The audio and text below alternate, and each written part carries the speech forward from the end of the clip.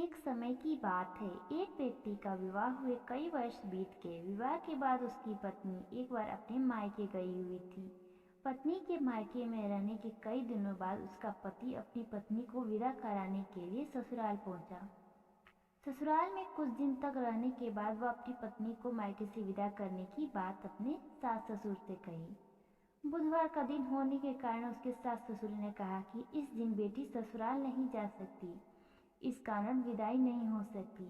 लेकिन वह व्यक्ति नहीं माना और अपनी पत्नी को मायके से विदा कराकर अपने घर की तरफ चल दिया। रास्ते में जाते वक्त पत्नी को बहुत तेज से प्यास लगी। तब पति पानी की तलाश में इधर उधर भटकने लगा।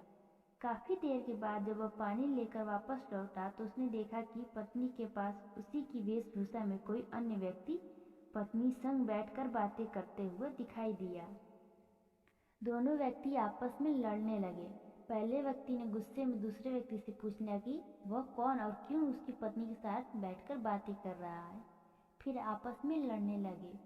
दूसरे व्यक्ति ने कहा कि यह मेरी पत्नी है। दोनों के बीच भयानक लड़ाई होने लगी। तब वहां पर कुछ सिपाही आ गए और स्त्री से उसके असली पति के बारे में पूछने लगे। दोनों व्यक्ति को देखकर स्त्री हैरान हो गई कि मेरा पति कौन है। वह दुविधा में पड़ गई क्योंकि दोनों एक जैसे लग रहे थे। तब पहला व्यक्ति परेशान होकर मन में कहा कि भगवान, ये आपकी कैसी लीला है। तभी आकाशवाणी हुई कि बुधवार के दिन पत्नी को विदा करा कर नहीं ले जाना चाहिए था। यह सुनकर पहला व्यक्ति समझ गया कि यह भगवान बुद्ध की लीला है। फिर वह व्यक्ति बुद्ध देवता से प्रार्थना करने लगा और क्षमा मांगने लगा। फिर फौरन ही बुद्ध देव अंतर्ध्यान हो गए और उस व्यक्ति को अपनी पत्नी मिल गई। तभी से हर दिन बुधवार के दिन भगवान गणेश की पूजा होने लगी।